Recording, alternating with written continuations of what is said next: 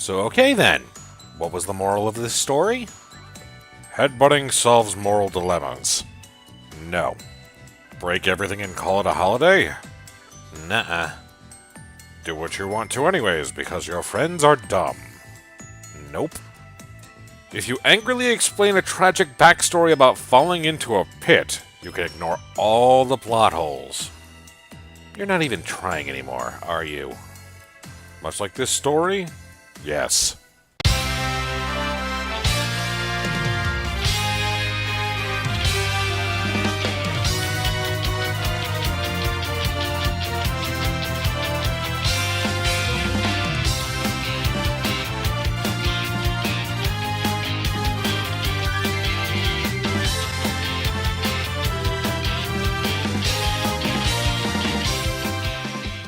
Deckard, I'm hungry.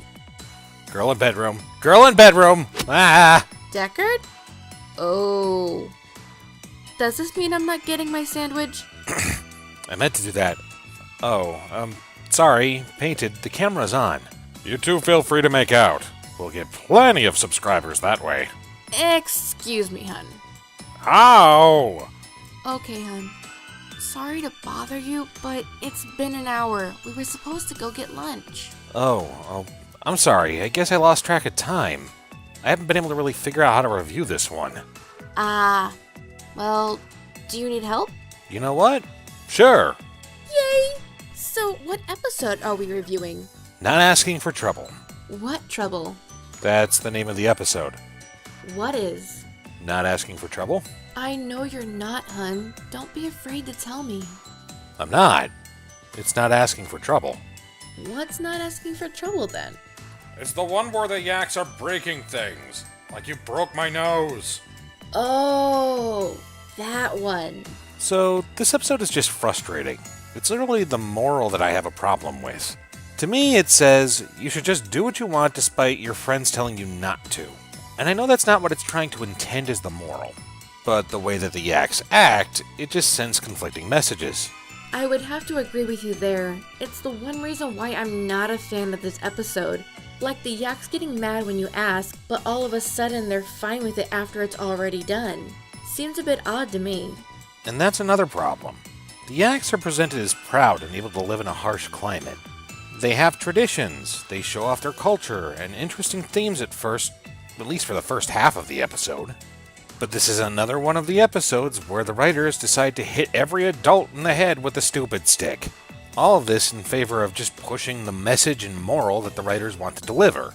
And this, to me, makes it look like they're much worse for following their leader. Pinky even questions his stories and his methods, and he remains stubborn. Just so stubborn. Why? Hun, I guess you could say he was bullheaded. What? It was just a joke.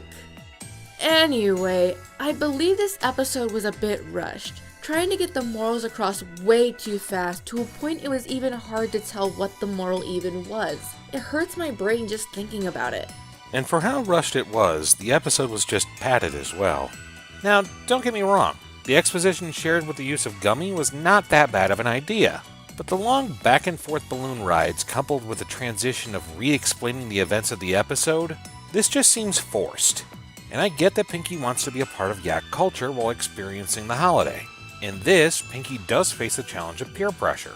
But the lesson gets squandered because Pinky instead decides she's going to do what she wants to anyways because she wants to get her friends involved. So it actually comes across more as trading one set of peers for another. Plus, she had to wait until later to suggest to help them in secret. And yes, I do get that this helps show that Pinky understands the yaks are prideful. But if Pinky was so resolute about helping them anyway, she could have done things outside of the village to help. Maybe set up some outside camp aside from the village, or find food for the kids. Instead, she lets them eat snow every day and left them to go get her friends for a long period of time. And the episode is also contradictory of itself. All the yaks take an entire day to try and dig out the village and they only get so far. Yet with just the main 6, everything ends up okay by the end of the episode. I get magic can help with that, but there's also a limit to how much magic a unicorn can use.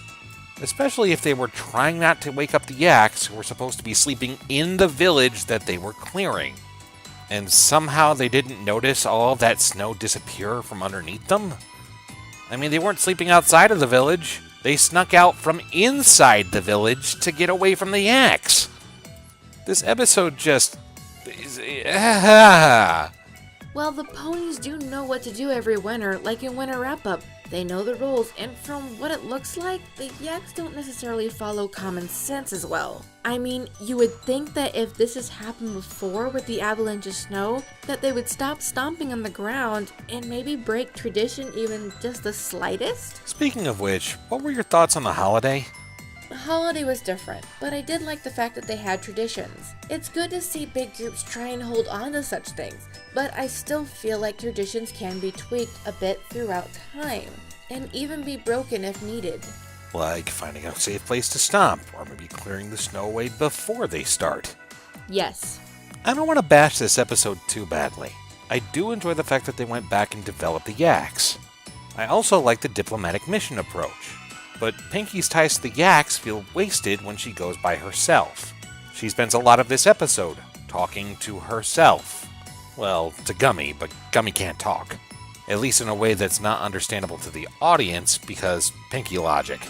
I feel that if she went with at least one other pony, it could have been so much better and spent time focusing on the yaks rather than the back and forth of it all. I don't think so.